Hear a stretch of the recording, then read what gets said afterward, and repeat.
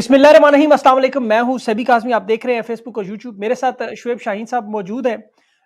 इस वक्त तहरीक इंसाफ के टिकट्स आपको पता है ज़्यादा बड़ी तादाद में इस वक्त जो है वो मंजूर हो चुके हैं। जो अपीलों का सिलसिला था वो काफ़ी हद तक बेहतर हो चुका है। शुएब साहब के भी 3 हलकों से कागजात मंजूर जो अपील में गए, उनसे भी बात करेंगे इनसे। और इमरान खान साहब से मंसूब जो बयानात है वो सिर्फ बैरिस्टर गोहर साहब दिया करेंगे। ये ऐसा मामला क्यों पेश आया? खान साहब के अब कौन कौन से केसेस मौजूद हैं कि अभी अजहर सदीक साहब की तरफ से एक बयान आया कि 15 जनवरी को इमरान खान साहब की रिहाई मुमकिन है। इस पर शुएब शाहीन साहब से बात करेंगे। और शाह महमूद कुरैशी साहब के जो कागजात उन्हें नाअहल किया गया, उनके कागजात भी मुस्तरद किए गए, अपील मंजूर नहीं हुई, तो ये मामला कहाँ जा रहा है? और इसके साथ साथ जो अभी उमर डार साहब का मामला है वो भी शुएब साहब के सामने रखते हैं। शुएब साहब बहुत बहुत शुक्रिया, बहुत सारे सवालात हैं। सबसे पहले ये बताएं कि अभी जो आपकी बहुत सारी अपीलें हैं वो मंजूर हो चुकी हैं और इसमें आपके अपने 3 हलकों से कागजात मंजूर हो चुके, तो अब क्या तहरीक इंसाफ के उम्मीदवारों के नाम जो है वो कब तक फाइनल हो सकते हैं, कब तक ये अवाम के सामने आ सकते हैं? देखिए, पहली बात तो ये है कि चूंकि फ्रिवुलस किस्म के इल्ज़ामात थे और इतराज़ात लगाए थे रिटर्निंग ऑफिसर्स ने, और वो चूंकि मिले हुए हैं गवर्नमेंट के साथ और उन लोगों के साथ, पीएमएलएन के साथ स्पेशली, उनके साथ उनका गठजोड़ था जिसकी वजह से उन्होंने ये फ्रिवुलस इतराज़ात लगाए थे, जिसकी वजह से हाई कोर्ट ने सबको उड़ा के रख दिया और वापस भेज दिया, और इतराज़ात जो थे वो उनके रिजेक्ट कर दिए। लेकिन जो शाह महमूद कुरैशी साहब का था वो भी ऑर्डर बिल्कुल गलत है। उनकी अपीलें एक्सेप्ट होनी चाहिए थी कि जी वो जेल से साइन तो कराएं, लेकिन वो जेल सुप्रीडेंट के दस्तखत नहीं है। ये क्या बात हुई? That is not the reason, और वो किसी जगह नहीं लिखा हुआ कि जेल सुप्रीडेंट के दस्तखत होने चाहिए। तो जो रीजन थी वो बिल्कुल जस्टिफाइड नहीं है, और जो उन्होंने दिए है एतराज़ात लगाए वो गलत है। मेरा ख्याल है कि वो लार्जर बेंच बन गया है इंशाल्लाह लाहौर हाई कोर्ट का, और मैं उम्मीद रखता हूँ कि उनके कागजात भी एक्सेप्ट हो जाएंगे। अच्छा, और इसके साथ जहाँ तक जी, जी, जी, जी, बात जी। करें। नहीं, ठीक है, करें आप। अच्छा, इसमें इमरान खान साहब के जो कागजात मुस्तरद किए गए थे, उसपे भी आप लोगों की अपील है। अब वो मामला कहाँ तक पहुँचा है? एक अपील कल सुबह लगी हुई है, और इधर रावलपिंडी बेंच में, और दूसरी भी अपील है लाहौर में। हम होपफुल हैं इंशाल्लाह उनको भी मौका मिल जाएगा। ठीक। अच्छा, इंसदाद दहशतगर्दी की अदालत ने खान साहब को, रावलपिंडी की जो अदालत है, उन्होंने भी बुलाया है, तो खान साहब की पेशी मुमकिन है? क्या लोग दीदार कर सकेंगे? क्या मामला है? उस पे कोई थोड़ी तफसील डाल दें। देखिए, हम तो ये कहते हैं कि जो भी कोई कोर्ट बुलाए, आप उनको वहाँ जाने की इजाज़त होनी चाहिए। लेकिन इतना टाइट इन्होंने सिस्टम बना दिया है कि ये इतने डरते हैं, इतने खौफ़ज़दा हैं। आपने देखा है, इकोनॉमिस्ट की एक स्टोरी आई है, उनका आर्टिकल छपा है, तो हलचल मच गई है, तबाही मची हुई है हर तरफ। इनके सारे बयानिए ख़त्म हो गए हैं उसको। और दूसरी तरफ अगर आप इमरान खान साहब की झलक कोई देख ले, कोई तस्वीर बना ले, तो ये तो नज़र ही नहीं आएँगे। ना वो मीडिया जाने देते हैं अंदर, ना वो उनको बाहर आने देते हैं, ना ही किसी कोर्ट में पेश होने देते हैं। और सारी अदालतें, वो जिसको कहते हैं ना कि कैदी तो फिर वो इमरान खान नहीं है, कैदी तो फिर अदालतें हैं। हर रोज़ वो जेल में बैठी होती हैं।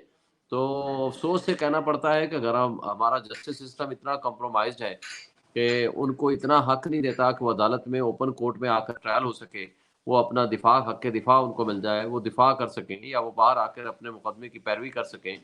और वहाँ सारा कंप्रोमाइज़ किसका सिस्टम होता है, अपनी मर्ज़ी से लाते हैं, मर्ज़ी से लेके जाते हैं। वकीलों को कभी पेश होने देते हैं, कभी नहीं पेश होने देते। जर्नलिस्ट को नहीं जाने देते, फैमिली वाले मेंबरान को नहीं जाने देते। बाहर से किसी जनरल पब्लिक को नहीं जाने देते। प्रैक्टिकली इन कैमरा प्रोसीडिंग्स हो रही हैं, वो सारी अनकॉन्स्टिट्यूशनल एंड इल्लीगल हैं। जी, बहरहाल ये जो कुछ हो रहा है वो सब आपके सामने है।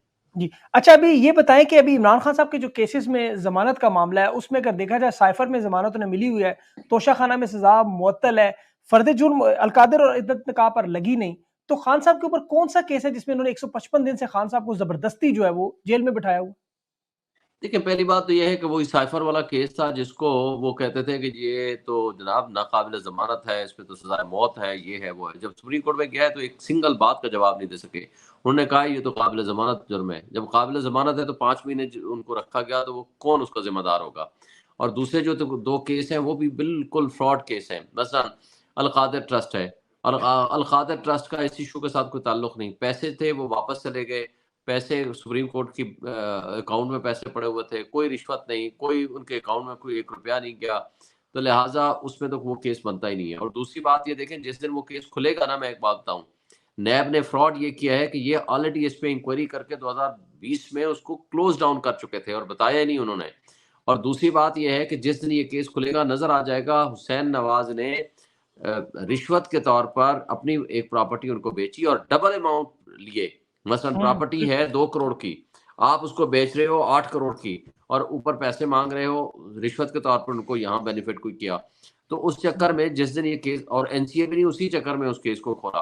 तो जिस दिन ये केस खुलेगा तो हुसैन नवाज़ और ये शरीफ फैमिली ही उसमें पकड़ी जाएगी। तो मेरा नहीं ख्याल कि इसमें इस केस में कोई जान है। हाँ, चूँकि जजेस कंप्रोमाइज़्ड हैं यहाँ लोअर जुडिशरी के और उस वजह से प्रॉब्लम है, वरना मैं समझता हूँ कि 100% हमारा केस बेल का है। और दूसरा वाला केस ये है कि जनाब आपने जो तोहफे लिए वो अंडर वैल्यू करके लिए। वो जो जी। असेसमेंट कमेटी और इवैल्यूएशन कमेटी सरकारी बैठी हुई है, उनके खिलाफ किसी को उनको ना किसी को शो कॉज नोटिस दिया, ना किसी के खिलाफ कोई एक्शन किया। तो फिर आप उनके खिलाफ कुछ नहीं करते तो इमरान खान कैसे मुल्जिम और मुजरिम बन गया? ही वाज़ प्राइम मिनिस्टर, वो क्या इवैल्यूएट करके जो पैसे थे उन्होंने दे दिए। ये बिल्कुल दोनों सही। जाली किस्म के मुकदमे हैं, उनकी कोई हकीकत और हैसियत नहीं है। ये पहले दिन ज़मानत हो जानी चाहिए, लेकिन बहरहाल अब बिल्कुल। देखते हैं, आज भी ज़मानत के लिए लगे थे, लेकिन नहीं, वो उनका वकील आया और वकील किसको किया? प्रोसिक्यूटर मलिक अमजद परवेज़ को, जो नवाज़ शरीफ का वकील है। नून लीग और बिल्कुल, नवाज़ शरीफ का वकील अब सरकार के खर्चे पे इमरान खान के खिलाफ पेश होगा। अंदाज़ा इससे है। मतलब ज़ाहिर होता है कि इसका मतलब है कि नैब को कंट्रोल कौन कर रहा है? इसका मतलब नवाज़ नवाज़ शरीफ नैब को कंट्रोल कर रही है। बिल्कुल, तो ये सारी चीज़ें नज़र आ रही हैं, सारी पब्लिक और कौम देख रही है कि जिस तरह निज़ाम नंगा होके चौक में आकर खड़ा हो गया है इमरान खान के खिलाफ, इसी तरह अवाम ने भी इनको ठुकरा दिया है और इस गंदे निज़ाम और बदबूदार निज़ाम के खिलाफ हकीकी आज़ादी का नारा लगा दिया है। और मैं समझता जी। हूँ कि ये इंशाअल्लाह कामयाबी बिलाखिर इमरान खान की होगी। अच्छा शोएब भाई ये बताएँ कि अभी इस तरह के हालात में जो अभी आपने बताए, इस सूरत-ए-हाल में तो जो सुप्रीम कोर्ट के चीफ जस्टिस हैं, काज़ी फ़ायज़ साहब, जिस तरह उनका ख़ास तौर पर आप लोगों से रवैया है, वुकला को वो सुनते नहीं, आपकी लाइव ट्रांसमिशन में हम लोग देख रहे थे, जिस तरह वो बार-बार इंटरप्ट कर रहे थे, बोलने नहीं दे रहे थे, वो सफ़ा नंबर 12 जो पढ़वाना था, लतीफ़ खोसा साहब ने, फिर उनके नाम का मामला, फिर अभी जिस तरह उनका एक ख़ास रवैया सामने माइंडसेट नज़र आ रहा है कि नवाज़ शरीफ साहब की जो अहलियत का फ़ैसला है, वो बज़ाहिर लिखा हुआ है, सिर्फ़ उन्होंने पढ़ के सुना देना है। तो ऐसी सूरत हाल में आप लोग उन पर अदम एतमाद कर रहे हैं या एतमाद कर रहे हैं? क्योंकि आपकी पार्टी के अब 2 मौक़िफ़ आए, बैरिस्टर गौहर साहब का तो मौक़िफ़ आ गया। अब क्या नज़रिया है इस वक़्त आपका उनके बारे में? देखें, एक चीज़ गलत जो आई थी ना, वो ये आई थी कि जी इमरान खान साहब ने अदम-ए-एतमाद कर दिया है। वो गलत गलत रिपोर्टिंग थी और उस गलत रिपोर्टिंग को आज गौहर साहब ने और हमने उसको बैठ के तो उसको जी, जी, रिज़ॉल्व अच्छी कर बात है। दिया कि ये नहीं है और गलत रिपोर्टिंग नहीं होनी चाहिए। इमरान खान का नाम मिसयूज़ नहीं होने चाहिए। बहुत सारी जगहों पे मिसयूज़ हुआ और इस मौके पे भी मिसयूज़ हुआ। तो उस हवाले से हमने क्लैरिटी दे दी है। और दूसरी बात, जहाँ तक इस बात का ताल्लुक है, देखिए हमने अदालतों से इंसाफ़ लेना है। और हम इंसाफ लेने के लिए अदालतों के पास ही जाएँगे और सुप्रीम कोर्ट ही वाहिद फ़ोरम है, आखिरी फ़ोरम है, जिसके पास हमें तवक्को है कि वो हमें इंसाफ देंगे। और जी, हम हक सच पे खड़े हैं, हम फ्री एंड फेयर इलेक्शन चाहते हैं, हम ट्रांसपेरेंट इलेक्शन चाहते हैं और उनकी कॉन्स्टिट्यूशनल ड्यूटी है, दे आर अंडर ओथ, कि वो इंसाफ करें और कानून के मुताबिक फैसले करें। और इंशाअल्लाह ताला हमें कभी उम्मीद है कि इंसाफ बिलाखिर हमें मिलेगा। उस दिन भी जो कुछ हुआ बिलाखिर नोटिसेस भी हुए और आईजी पंजाब को और चीफ सेक्रेटरी से नोटिस करके उनसे रिपोर्ट भी तलब कर ली गई है और इलेक्शन कमीशन को भी कहा है कि आप अपनी रिपोर्ट भी दें। तो मेरा बिल्कुल सही। ख्याल है कि इंशाल्लाह जिस अंदाज से स्टेट ने बदमाशी करके हमारे खिलाफ जो कुछ किया और जिस तरह हमारे वकीलों को पुलिस ने गिरफ्तार किया, जिस तरह उनको उठाया, जिस तरह अगवा किया, जिस तरह चादर चारदीवारी की पामाली की, वो सारी कौम के सामने है और हमारे पास एविडेंसेस भी हैं। तो मेरा अच्छा ख्याल है शोएब कि भाई इन सारी जी, चीज़ों जी। को मद्देनज़र रख के सुप्रीम कोर्ट हमें रिलीफ देगी इंशाल्लाह। अच्छा यहाँ पे बड़ा अहम सवाल है, अब जो इमरान खान साहब से मंसूब बयानात है, वो बैरिस्टर गौहर देंगे। यहाँ पर पूरी कौम आपको देख रही है, आपका जो एक किरदार है, एक काम है, एक जद्दोजहद है, जिस तरह आप फ्रंट पे लड़ रहे हैं, इसी तरह बाकी वुकला भी हैं, इसी तरह वो शेर अफ़ज़ल साहब भी हैं। तो अब जो मामला नज़र आ रहा है, कोई लोग समझ रहे थे पिछले दिनों में कि आपके दरमियान कोई गलतफ़हमियाँ पैदा होगी। क्या आप सब लोग इकट्ठे हैं इस वक़्त और आपके दरमियान कोई ऐसा कोई मामला तो नहीं चल रहा?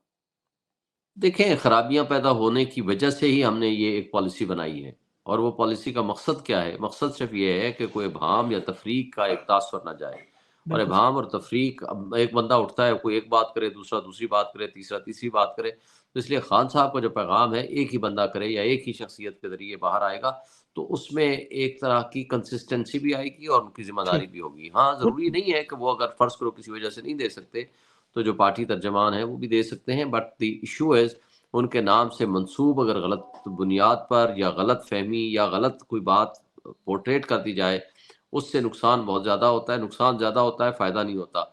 तो उस चीज़ को कवर अप करने और चीज़ों को स्ट्रीमलाइन करने और बेहतर करने के लिए ये एक पॉलिसी बनाई है। तो अभी आप सब लोग तमाम वुकला खान साहब के जो वो सेम पेज पे हैं, आपस में कंसेंसस है, आप सब इकट्ठे हैं? जी, हम तो यही बजा तौर पर समझते हैं कि हम सारे इकट्ठे हैं। बिल्कुल सही। अच्छा, अभी ये जो उमर डार साहब का मामला है, सुप्रीम कोर्ट में आपने भी मेरे ख्याल में कल पेश होना है। आपने भी वहाँ पे जो जी, एक मंडे को। लापता अफराद का एक केस भी चल रहा है, लेवल प्लेइंग का भी शायद कुछ चल रहा है अभी, आपके सारे केसेस भी लगने जा रहे हैं, तो आप क्या लगता है अब आपकी उसमें क्या दलाइल क्या है फिलहाल, अगर अवाम को देखिए, थोड़ा-सा उमर डार के साथ तो बड़ी ज़्यादती हुई है। लेवल प्लेइंग फ़ील्ड का तो हमने सारे एविडेंस के साथ जमा करा दिया है। कॉन्टेम्प्ट है वो 8 को लगी हुई है मंडे को। ट्यूसडे को लगा हुआ है एतजाज़ अहसन के नाम से जो मिसिंग पर्सन वाला केस है। तो ट्यूसडे। जो कुछ हो रहा है आप देखें ना, पहले उस्मान डार को उठाया गया, उसको टीवी हाउस पहुँचाया गया, फिर उससे स्टेटमेंट ली गई, पार्टी छुड़वाई गई ज़बरदस्ती, फिर उनकी वालदा सामने आ गई, फिर उनके घर पे छापे मारे गए, उनका तशद्दुद किया गया, चादर चारदीवारी की पामाली हुई। और उसके नतीजे में फिर उसने जब कागज़ात जमा करा दिए तो उसके बेटे उमर डार को उठा लिया गया। अब उमर डार 1 दिन में वापस आ सकता है अगर वो अपील फाइल, फिर उनके कागज़ात रिजेक्ट किए गए, फिर उन्होंने अपील फाइल की। तो ये सारा कुछ जो नज़र आ रहा है, जिस अंदाज़ से उनके साथ ज़ुल्म, ज़्यादती और बर्बरियत हो रही है और जिस तरह इलेक्शन को सिर्फ़ और सिर्फ़ वॉक ओवर देने के लिए ख्वाजा आसिफ को जो कुछ माहौल क्रिएट किया जा रहा है, ये ज़्यादती है। ये free and fair election, transparent election की किसी लिहाज से कोई कार्रवाई नहीं है। ये सिर्फ फ्रॉड है, ज़्यादती है, बदमाशी है, बेईमानी है, इसको जो नाम दें वो सब सामने है। अब इसका बिल्कुल, जवाब बहरहाल इलेक्शन कमीशन को और इसका जवाब वहाँ के आईजी को और चीफ सेक्रेटरी को देना पड़ेगा। अगर वो नहीं देते हैं, तो इसका मतलब ये है कि और अगर इस पे इलेक्शन कमीशन खामोश रहता है, तो इसका मतलब है ना सिर्फ ये कॉम्प्रोमाइज़्ड है, बल्कि ये मिला हुआ है, सहूलतकारी कर रहा है और ये ज़ुल्म है और ये इस जिसकी ज़िम्मेदारी है कि वो फ्री एंड फेयर इलेक्शन कराए, वो अपनी ज़िम्मेदारी अदा करने की बजाय वो दूसरी पार्टी के लिए अपना कंधा इस्तेमाल कर रहा है ताकि उनको वॉक ओवर दे सके। बिल्कुल। अच्छा, अभी आपकी इंतखाबी मुहिम भी ऑलमोस्ट स्टार्ट हो गई है, 13 गाने आपके बन चुके हैं। आज तो वो मलकू का एक गाना बड़ा मशहूर हुआ है, शोएब भाई पता नहीं आपने सुना है कि नहीं? और इसके साथ-साथ जो एक द इकोनॉमिस्ट में आर्टिकल है, उसने बड़ी इस वक़्त तहलका मचाया हुआ है। क्या मामला है? क्यों ये लोग इतने नाराज़ हैं द इकोनॉमिस्ट के इस आर्टिकल से? बिलाशुबा दुनिया में ताकतवर लोगों ने, हर मगरिब में हर बंदे ने, आप यकीन करें ऑस्ट्रेलिया में जितने जर्नलिस्ट हैं वो बार-बार मुझे भेज रहे हैं मैसेजेस कि यार इस आर्टिकल के ऊपर ये पॉइंट है, तो मैं उन्हें बता-बता के थक गया हूँ। तो ये जो 15 नुकात खान साहब ने बयान कर दिए, इतनी थरथली क्यों मच गई अचानक इन तमाम ऐवानों में एक आर्टिकल से? देखिए, थरथली इसलिए मच गई है कि जो चोर है ना, 2 नंबर हैं, इन्होंने ये सारी हरकतें की हुई हैं, इनकी सारी चोरियाँ पकड़ी गई हैं और खान साहब का आर्टिकल छपना और उसको इतना ज़्यादा पॉपुलैरिटी मिलना पूरी दुनिया में, इससे आप अंदाज़ा लगाएँ कि लोग उसको सुनना चाहते हैं, उसकी बात को पसंद करते हैं और उस पे बिलीव करते हैं। और उसके मुकाबले में वो वज़ीर इत्तलाआत का आकर ये कहना कि हम उनको नोटिस करेंगे, भई किस बात का नोटिस करोगे? उन्होंने एक आर्टिकल छापा है, उसको ऑन करता है इमरान खान और क्या उसने गलत कहा? अगर गलत कहा है तो उनका पॉइंट ऑफ व्यू छापा है ना, तो आप अपना पॉइंट ऑफ व्यू छपवा दो उसके जवाब में। जवाब में आप तो पॉइंट ऑफ व्यू दे नहीं सकते, दलील तो आपके पास है नहीं। तो इतनी भोंडी बात करके आपने ऐसी एक घटिया हरकत बात की है। बात ये है कि एक बंदे का जो अंडर ट्रायल प्रिज़नर है, उसका एक फंडामेंटल राइट है कि वो कुछ भी लिखे। आपको पता है मौलाना मौदूदी ने सबसे ज़्यादा किताबें कहाँ लिखी थी? जी, जी, जेल में। बिल्कुल, बिल्कुल 16 इमरान किताबें खान ने दुनिया अपनी की। किताब कहाँ लिखी थी? जब मुशर्रफ के ज़माने में जेल में था। भाई बिल्कुल। अदालतों जेल में रहते हुए जो पॉलिटिकल लीडर्स होते हैं हमेशा अपनी किताबें लिखा करते हैं। आप ये उसको बाल कागज़ नहीं लगवाते देते, हैं उसको सारी। कलम नहीं ये देते। अ, तो जी, मतलब जी। है कि कोई ये उसका बुनियादी हक है कि वो लिखे, अपना पॉइंट ऑफ व्यू दे, अपना वो जो मौक़िफ़ देना चाहे वो मीडिया में दे, वो चीफ जस्टिस को लिखे, वो अदालतों में लिखे, अपना मौक़िफ़ लिखे, वो किताबें रखे, उसके ऊपर क्या पाबंदी है? लेकिन ये हाँ। जो कुछ ये कर रहे हैं और जिस तरह का इन्होंने अंदाज़ अडॉप्ट कर लिया है, ये तो बनाना रिपब्लिक में नहीं होता। क्या हो गया है इन लोगों को? इनको इतना नहीं पता कि आप इकोनॉमिस्ट क्या कहेंगे कि तुमने एक बंदे का अंडर ट्रायल प्रिज़नर का अपना पॉइंट ऑफ व्यू क्यों छापा? भई उसका एक मौक़िफ़ है, उसने छापा है, आप उसके जवाब में दलील में जवाब दो कि नहीं जनाब और फिर आपका भी पता चल जाएगा लोगों को कि आपकी बात में कितनी एक दलील है। आप दलील का जवाब दें दलील से देने की बजाय आप कहते हो हम उसके खिलाफ एक्शन लेंगे। जाएँ ना ज़रा एक्शन लेके दिखाएँ मुर्तज़ा सुलंगी को कहें। जी। जी, ये इन्होंने क्या असल में अपना सर ये शायद चेहरा ये समझ बैठे हैं कि पता नहीं जंग जियो या इस तरह का कोई इदारा है इसके ऊपर पढ़ेंगे। वैसे खान साहब का एक पॉइंट था उसमें कि ये निगरान हुकूमतें पीटीआई और मेरे मुखालिफ हैं, ये निगरान वज़ीर इत्तलाआत साहब ने ये बातें करके उनके खिलाफ बातें करके वो सबूत भी दे दिया कि वाक़ई हम खिलाफ हैं। अभी सर इकोनॉमिस्ट की वो तो ख़ैर द इकोनॉमिस्ट वाले तो बार-बार इन्हें जुगते लगा रहे हैं, वो तो बार-बार उसी को रीट्वीट करते जा रहे हैं। अभी ओवरऑल अभी